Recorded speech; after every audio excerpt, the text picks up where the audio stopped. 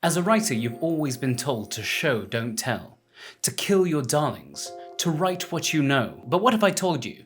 You're probably doing it wrong. Those pieces of advice are everywhere, in books, in writing courses, on writing groups, on YouTube videos, but they're also some of the most misunderstood. In this video, I'm going to look at 6 classic writing tips that get twisted all the time, and I'll show you how to actually use them to write better fiction. And make sure you stick around to the end for a bonus tip. Okay, let's start with the big one. The single most common bit of writing advice you're likely to ever encounter. 1. Show, don't tell. She was angry. Now this is telling. You're just naming the emotion, which is kind of flat, right? She slammed the cupboard, rattling the glasses inside. Fine, she said through gritted teeth. This is showing. It puts us there in the moment. We can feel the character's anger in a way that you can sense when a friend is fuming at you. But here's the thing. Telling isn't the enemy. It's an essential part of a balanced writing diet that allows you to maintain pace and keep things moving. Tolkien doesn't describe every blade of grass. There are many times when he just tells you that Frodo is afraid. Why? Because if you show every emotion in every scene, you'll end up with a book that's 900 pages longer than it really should be. Every tiny interaction will just drag on forever. So here's the key. Use showing for emotional impact, and use telling to keep the story moving along. It's not either or, it's when and why. 2. Kill your darlings. This one sounds brutal, right? Like you're supposed to slash your best line, or delete every scene you love. But that's not what it means. Kill your darlings means be willing to cut what you love if it doesn't serve the story. Let's say you've written a gorgeously poetic monologue for a side character, but it slows down the pace right before the climax.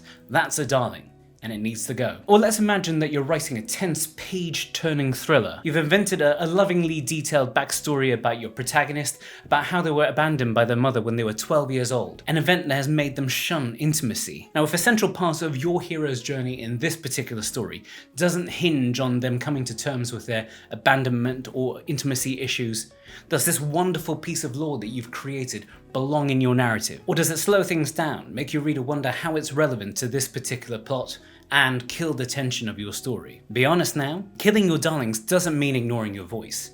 It means prioritizing the experience of your readers over your ego. And who knows, that stirring monologue or that fantastic piece of backstory may turn up in a future book, where they can play a vital part in that story. 3.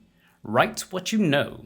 This is one that trips up so many writers. I'm not a detective, I don't live in the 1800s, I've never slayed a dragon. So should I not write mysteries or historical fiction or fantasy? Of course I can. Tom Clancy never served in the military. Octavia Butler, for all I know, has not met aliens, but they have felt fear, loss, and hope. I've read a lot of books that have been set in wartime, and each time I'm able to empathize with the characters in them, not because we've shared the same precise experiences, but because we have shared the same core emotions. Write what you know isn't about fact.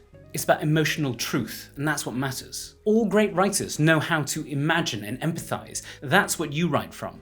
The rest is just research. 4. Don't use adverbs. Here's one you will have heard of if you've read Stephen King's memoir, On Writing. The road to hell is paved with adverbs. But if I were to edit this line, I would say that this figurative road to hell is overly paved with adverbs, he said hubristically. To give you an example, she whispered quietly. Yeah, that's probably redundant. Unless she's doing a big stage whisper to ensure everyone can hear her, the quietly part isn't necessary. But something like, he asked coldly. That's precise, and it can save you an entire sentence. I think the key here is not to worry too much about it when you're drafting. Writing with fear is infinitely worse than peppering your first draft with lots of ly words. After all, you're going to be editing it later. Don't write with fear, just revise with intention. As someone wise said, adverbs are like seasoning. A little goes a long way. 5. You must write every day.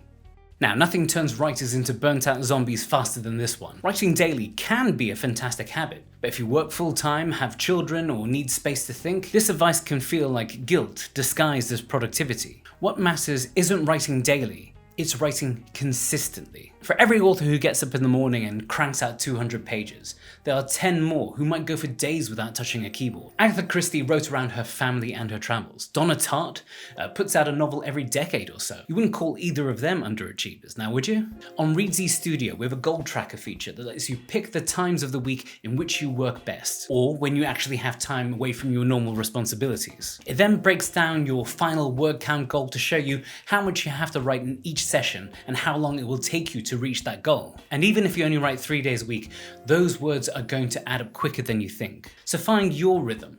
Weekly goals, monthly deadlines, weekend cram sessions. Whatever works for you, find your routine and stick with it. 6. Start in the middle.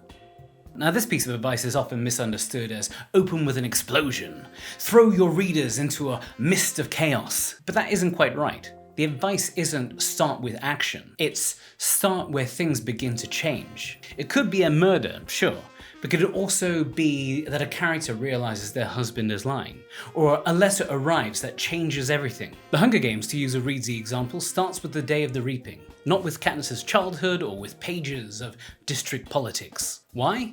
Because that's where the stakes begin. If you start with too much action, a battle or a shouting match or a heist, the reader doesn't know who they're watching or why it matters, so they won't be hooked by it. They'll instead feel lost. Start where your story begins to turn, and give your reader enough grounding to know why it matters. Bonus, find your voice.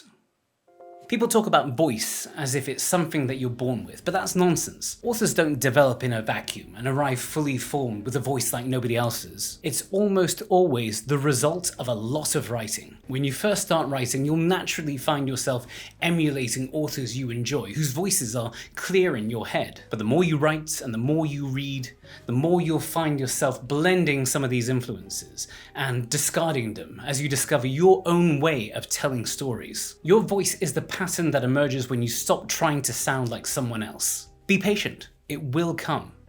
Conclusion. So to recap, don't just show, know when to tell. Kill your darlings when they're dragging your story down. Write what you know emotionally. Adverbs aren't evil.